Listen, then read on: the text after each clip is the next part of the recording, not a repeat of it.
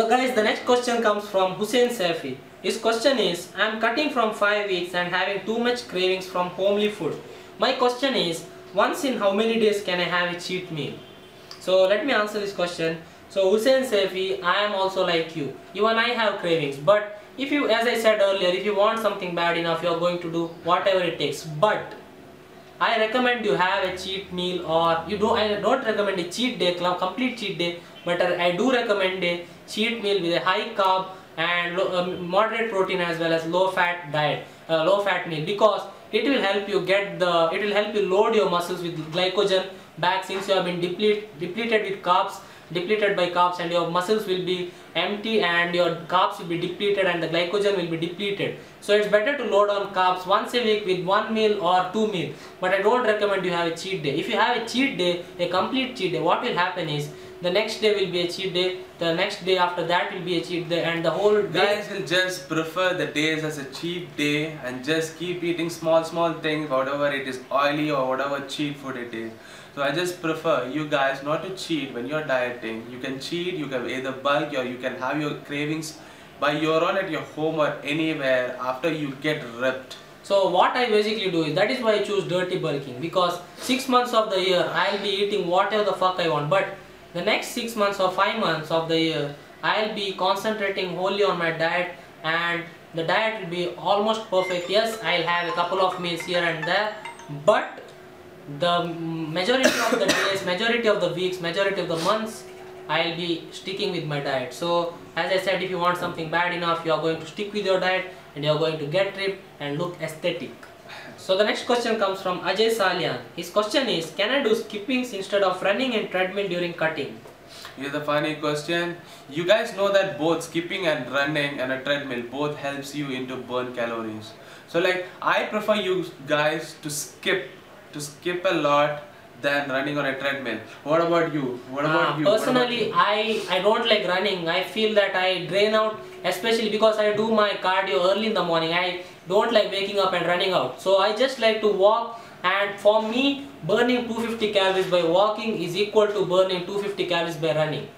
Doesn't matter what you do, guys. And if you are so interested in running, what you can do is high intensity interval training. That is, you will be walking for 5 minutes, then you'll be starting your intervals. That is, you'll be running at the maximum speed for 15 seconds, then you'll be walking for 30 seconds, and you'll be doing the same thing 10 to 15 times. So basically, here is the answer. Both are good for your cutting down.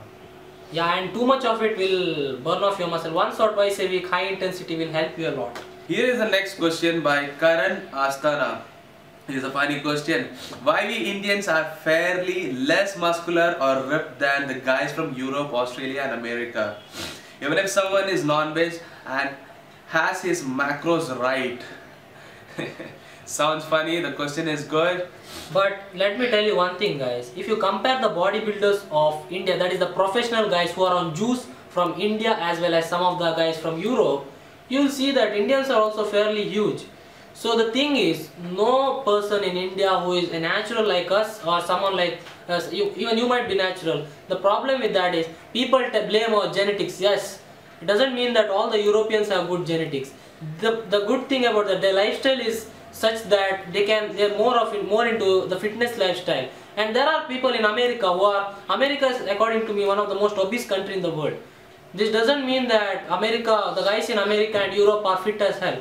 There are guys who look absolutely great, but there are guys who are obese as well. So you can't blame the genetics of people of India. But yes, genetics do play a role, but I don't think that there are people in India who count their macros and get quality meals 6 days a week or 7 days a week. So it depends on the person, and there are people in Europe and different parts of the world other than India who are fat as hell, and there are people who are fit as hell. So it depends on the person and your genetics. If you are genetically gifted, you look good, and if you are genetically not gifted and you don't do anything to improve your physique, then you look like shit. So don't blame your genetics or something, or your nationality. If you are good enough, you just train, have your food, and you will look good. So Karan, and even you made that video, so thanks to you as well. We Indians have the power to do everything. Like we have the strength. Basically, by genetics, we have all the things. Just we need to put effort much than we can. Like whatever the foreign countries, whatever they do, they take any risk, advantages and disadvantages, everything what they can build up. So we just need that motivation to do so. And there are not many role models for us from India to look at. So that was one of the problem.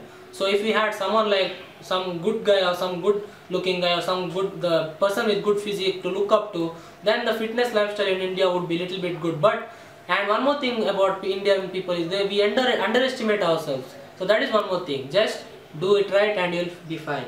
There's a question. Ritesh Das. My right arm bicep is bigger than my left arm bicep. It's like 0.1 inch. How can I fix this? So he's basically telling his right arm is bigger than his left arm, that is difference is 0.5 inches. So even I had that. What I used to basically do is I used to do some preacher curls, some bicep barbell curls, and I rarely use dumbbells. I use dumbbells only for hammer curls. So what I'm basically doing is now I'm just doing one exercise with barbells and most of my exercise with dumbbells. So I don't do like 8 reps with this hand and 12 reps with this hand, not like that. I'm using dumbbells so that I can get even load on both my hands. So that is a simple answer. Use dumbbells more than barbells if you have imbalance. Else you can use barbells. When you are concentrating on biceps, you just have to concentrate on the reps, on the movement by the both hands in a proper way, in a proper range of motion. That's all you're gonna do. You're gonna improve your biceps.